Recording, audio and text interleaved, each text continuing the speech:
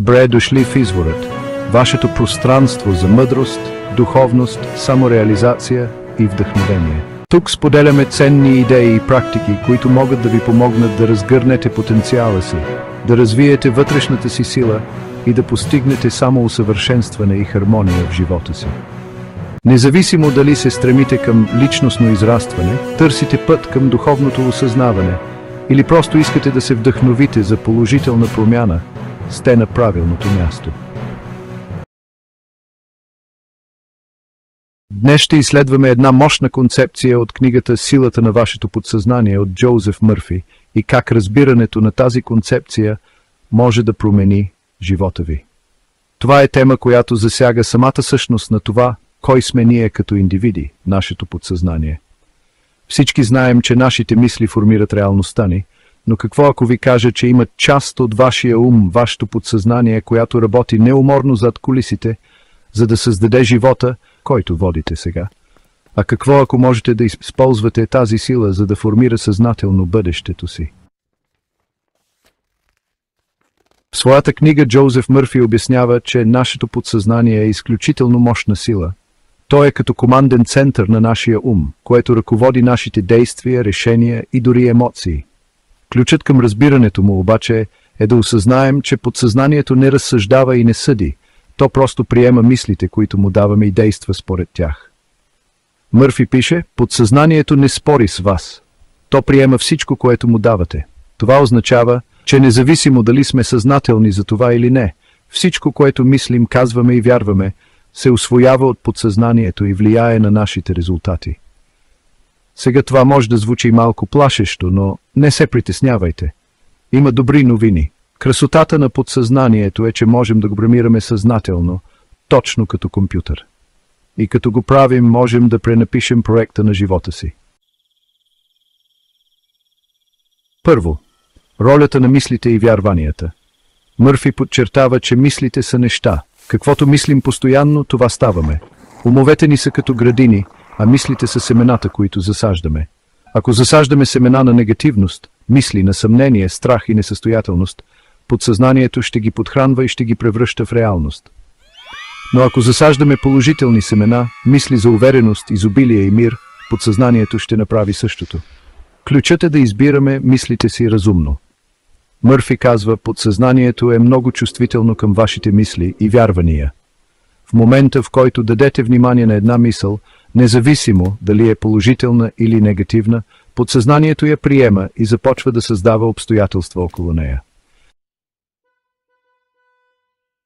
Например, ако постоянно си казвате «не мога да го направя», вашето подсъзнание приема това като истина и започва да работи срещу вас, създавайки ситуации, в които се чувствате но ако смените тази мисъл с «аз съм способен да постигна това», подсъзнанието ще започне да работи в съответствие с това вярване, насочвайки ви към успех. Второ, силата на афирмациите и визуализацията. Тук идва магията. Мърфи говори обширно за силата на афирмациите и визуализацията. Като повтаряте положителни афирмации и ярко визуализирате целите си, можете да програмирате подсъзнанието си да работи в съответствие с желанията ви. Мърфи предлага, вашето подсъзнание приема това, което съзнателно вярвате за истина, независимо дали е положително или отрицателно. Например, да речем, че искате да привлечете изобилие в живота си. Може да си казвате всяка сутрин «Аз съм магнит за богатство и просперитет». Ключът е в последователността. Колкото по-често повтаряте тази афирмация, толкова повече подсъзнанието ще я приеме като реалност. Трето, важността на чувствата и визията.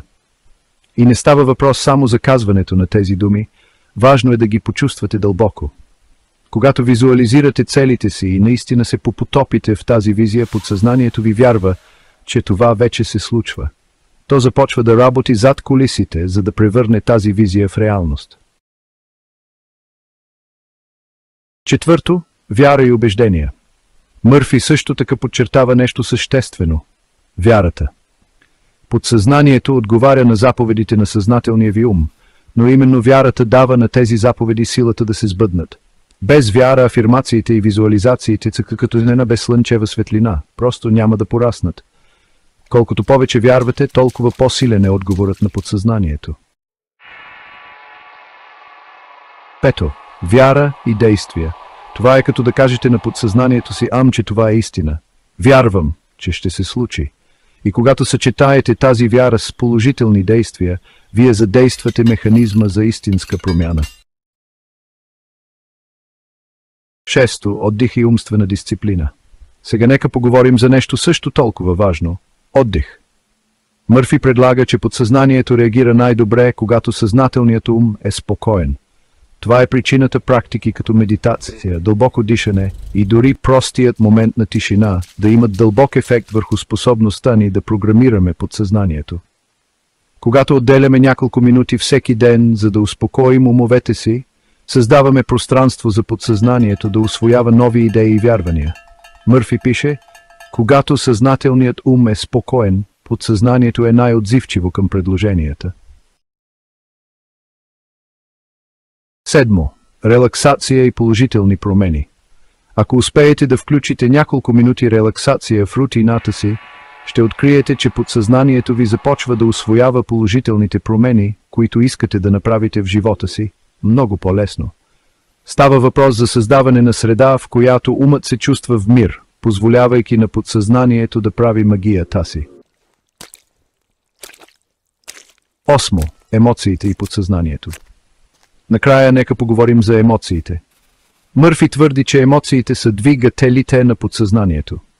Подсъзнанието реагира най-силно на емоциите, свързани с нашите мисли.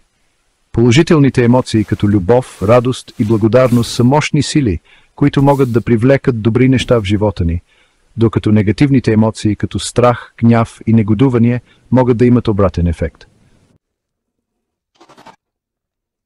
Девето. Влияние на емоциите върху мислите. Помнете, вашето подсъзнание винаги работи. Така че е важно да бъдете внимателни как емоциите ви влияят на мислите, които му подавате. Когато се грижите за положителните емоции, вие синхронизирате мислите си с желанията си и подсъзнанието ще работи неуморно, за да ги материализира. Заключителни мисли, като обобщение, помнете това. Вашето подсъзнание е изключително мощно и то работи за вас във всеки момент от деня. Ключът е да поемете контрол над мислите, вярванията и емоциите си, за да ги съгласувате с желанията си. Чрез вяра, положителни афирмации, визуализация и релаксация можете да отключите безкрайния потенциал на подсъзнанието си и да започнете да създавате живота, който наистина искате. В тази глава ще разгледаме по-сложни техники за овладяване на силата на вашето подсъзнание. Ще включим практични упражнения и примери от реалния живот, за да ви помогнем да приложите тези техники ефективно. Първо, нека се потопим в техниката на самовнушението. Това означава многократно да си повтаряте определена идея или цел, докато тя стане част от вашето подсъзнание. Например, ако целта ви е да изградите увереност, повтаряйте си: аз съм уверен и способен. С течение на времето, това внушение ще повлияе на подсъзнанието ви, за да синхронизира действията и чувствата ви с това убеждение. Друг мощен метод е творческата визуализация. Тази техника включва живо представяне на желания резултат, сякаш той вече се е случил. Представете си как постигате целите си, почувствайте емоциите, свързани с този успех, и се потопете в детайлите. Правейки това редовно, вие създавате ментален план, който вашето подсъзнание се стреми да реализира. Нека преминем към медитацията за осъзнатост, която ви помага да осъзнаете по-добре мислите и чувствата си. Чрез практикуване на осъзнатост можете да идентифицирате и освободите негативните модели, които може да възпрепятстват напредъка ви. Фокусирайте се върху дишането си, наблюдавайте мислите си без осъждане и нежно насочвайте ума си обратно към настоящия момент. Освен това, техниките за емоционална свобода, известни още като потупване, могат да ви помогнат да освободите емоционални блокажи. Като потупвате специфични акупресурни точки, докато се фокусирате върху определен проблем, можете да намалите стреса и да препрограмирате подсъзнанието си да реагира по-позитивно. И накрая, воденето на дневник на подсъзнанието може да бъде изключително полезно. Записвайте целите си, утвържденията си и всякакви повтарящи се мисли или сънища. Размишляването върху тези записи може да ви даде представа за работата на вашето подсъзнание и да ви помогне да направите съзнателни корекции, за да се приведете в съответствие с желаните резултати. Като включите тези по-сложни техники в ежедневието си, можете да отключите пълния потенциал на вашето подсъзнание и да проправите пътя за трайни положителни промени в живота си. Не забравяйте, ключът към успеха се крие в постоянството и вярата в силата на вашия ум.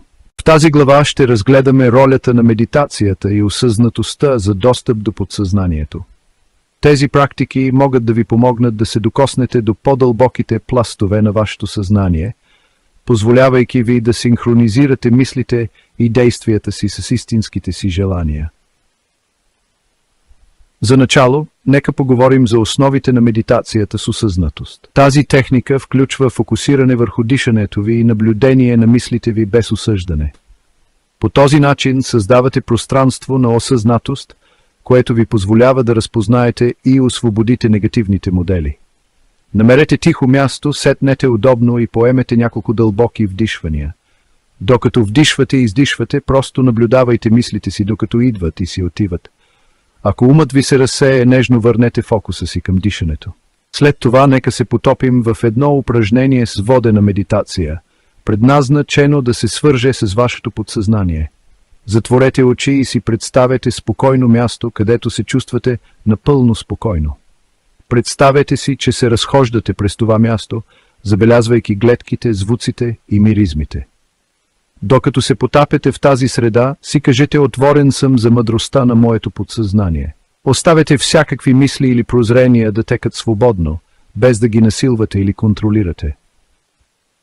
Включването на осъзнатостта в ежедневието ви също може да бъде много полезно. Практикувайте да оставате в настоящия момент при ежедневни дейности, като хранене, ходене или дори вършене на домакинска работа. Обърнете внимание на усещанията, звуците и чувствата, свързани с тези действия. Това повишено състояние на осъзнатост може да ви помогне да се настроите по-добре към сигналите на подсъзнанието си и да подобрите цялостната си умствена яснота. Не забравяйте, ключът към успешната медитация и осъзнатост е постоянството. Направете тези практики редовна част от живота си и с течение на времето ще ви бъде по-лесно да достигнете до огромния потенциал на вашето подсъзнание. Продължавайте да практикувате осъзнатост и медитация и наблюдавайте как подсъзнанието ви се превръща в мощен съюзник във вашето пътуване към личностно израстване и удовлетворение. Тази последна част, нека да обобщим ключовите точки, които обсъдихме във видеото, и да ви дам допълнителни ресурси за по-нататъчно учене. Започнахме с разбирането на подсъзнанието и неговото силно влияние върху нашите мисли, вярвания и действия. Разгледахме как нашите мисли и вярвания оформят нашата реалност и видяхме практически примери, за да илюстрираме тези концепции. Потопихме се в силата на утвържденията и визуализацията, като наблегнахме на важността на чувствата и визията при материализиране на нашите желания. Обсъдихме и важната роля на вярата и действието, като подчертахме необходимостта от съгласуване на нашите убеждения с нашето поведение. Научихме за значението на релаксацията и умствената дисциплина и как тези практики могат да доведат до положителни промени в живота ни. Разгледахме дълбоката връзка между емоциите и подсъзнанието, разбирайки как емоционалното ни състояние може да повлияе на нашите мисли и цялостно благополучие.